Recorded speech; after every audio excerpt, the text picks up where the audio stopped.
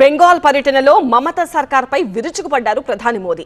రాష్ట్రంలో హింస కారణంగా కొత్త పరిశ్రమలు రావడం లేదని, ఇప్పటికే ఉన్న పరిశ్రమలు మూతబడుతున్నాయని అన్నారు. బీజేపీతోనే బెంగాల్లో మార్పు, అభివృద్ధి సాధ్యమన్నారు మోదీ. మరో 2 ఏళ్లలో బెంగాల్ అసెంబ్లీ ఎన్నికలు జరగబోతున్నాయి. ఈసారి ఎలాగైనా బీజేపీని గెలిపించాలన్న పట్టుదలతో ప్రధాని మోదీ ఉన్నారు. అందుకే వీలైనప్పుడల్లా బెంగాల్లో పర్యటిస్తున్నారు మోదీ. మమతా సర్కార్పై పదునైన విమర్శలు చేయడమే కాదు, పలు అభివృద్ధి కార్యక్రమాలను కూడా ప్రారంభిస్తున్నారు. ప్రత్యేక వ్యూహంతో బెంగాల్ ప్రజలను ఆకట్టుకునే ప్రయత్నం చేస్తున్నారు. అయితే బెంగాల్లో శుక్రవారం సుడిగాలి పర్యటన చేశారు మోదీ. దుర్గాపూర్ సభకు ఆయన హాజరయ్యారు. మమతా సర్కార్పై తీవ్ర విమర్శలు చేశారు మోదీ. రాష్ట్రంలో శాంతి భద్రతలు పూర్తిగా క్షీణించాయని, మహిళలపై దాడులు, హింస కారణంగా రాష్ట్రంలో పెట్టుబడులు పెట్టడానికి పారిశ్రామికవేత్తలు రావడం లేదన్నారు.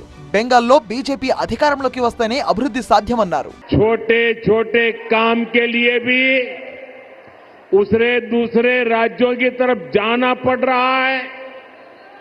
दुर्गापुर, वर्धमान और आसनसोल, लेकिन आज यहां नए उद्योग लगने के बजाय जो है उसको भी ताले लग रहे हैं.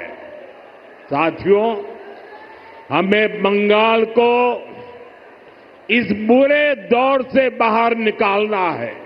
बंगाल बदलाव चाहता है. बंगाल विकास चाहता है.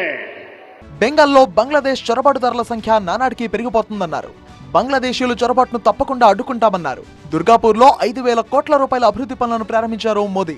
మమతా పాలనలో ఆసుపత్రుల్లో కూడా మహిళలకు భద్రత లేకుండా పోయిందన్నారు. ఆర్జికర్ ఆసుపత్రి ఘటన ఇందుకు నిదర్శనమన్నారు. అయితే ప్రధాని మోదీ వ్యాఖ్యలను టీఎంసీ నేతలు తీవ్రంగా ఖండించారు. బీజేపీ పాలిత రాష్ట్రాల కంటే బెంగాల్లో శాంతి భద్రతలు అదుపులో ఉన్నాయన్నారు. మణిపూర్లో ప్రధాని మోదీ ఎందుకు పర్యటించడం లేదని ప్రశ్నించారు.